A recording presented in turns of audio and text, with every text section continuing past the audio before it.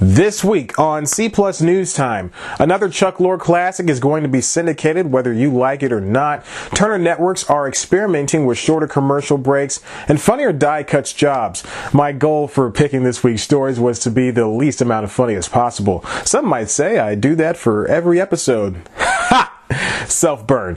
Alright, here we go. Let's get serious on this. C Plus News Time. It's C Plus News Time.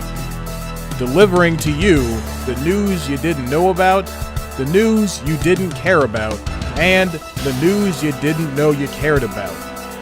With host, Chad White. Now, here's that host, Chad White.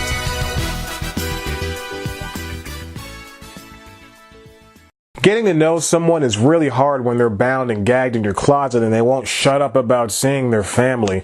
Welcome back to C Plus News Time. I'm your host, Chad White, and this is the comedy news you didn't know about for the week of August 1st, 2016. First up, Chuck Lorre's mom is getting syndicated. And no, that's not some weird, sick insult. One of the 50 shows that he created is going to be played in repeats. Syndication is a very important step for a show. It means that said show reached a milestone number of episodes and can be sold to networks for constant repeats. That's how TBS stays afloat. I'm looking at you, King of Queens, Friends, and the biggest culprit of them all, The Big Bang Theory. Tribune, which I'm told is a channel in select cities, nabbed the rights of airing the show in some of the biggest markets, including Chicago, Dallas, and New York. It was also revealed that Mom was sold off to a number of other media companies, putting it in 27 of the top 30 total markets. Next up, Turner wants to invest in less ad time. In a turn from one of the country's biggest conglomerates who you'd think would want more ad time, the company wants to try to retain customers by giving them more of what they want. Of course, this means that viewers get to see more of their favorite shows. Turner Entertainment's chief entertainment officer, Kevin Riley, told TCA Press a few tidbits of what the company plans on doing.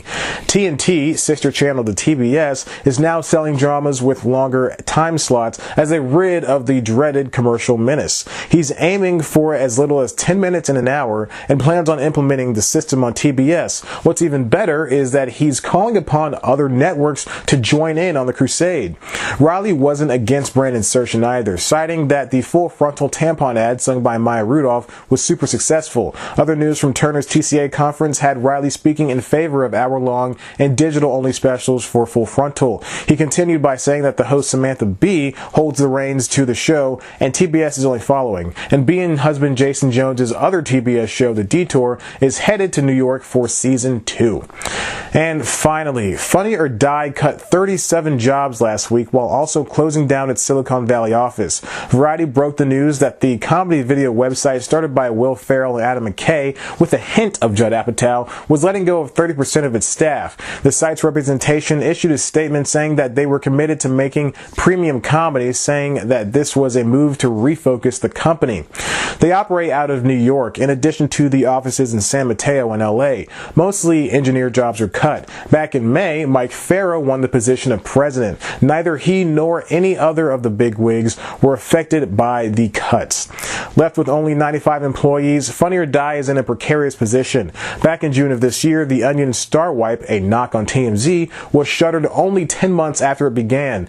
It was the second sister side of The Onion right after Clickhole, which is a comedic take on BuzzFeed. That shutdown was announced via tweet, which was much to the surprise of the audience. Since Star Wipe was a weird hybrid between real news and fabricated explanation, it had trouble finding its footing. In a lengthy final post, Star Wipe said goodbye to the world by writing a story of the multitude of celebrities that it made fun of. Funny or Die and Star Wipe's struggles point out how difficult it is for a comedic outlet to gain traction. They're both networks built out of thin air with seemingly no reason to exist but to bring joy to their viewers. They're both funny, but they just didn't land with everyone. Funny or Die, in particular, strikes gold when videos are created featuring celebrities and sponsored items. The site was looking to be sold back in 2014, furthering the conversation that it's simply hard out here for a comedy website.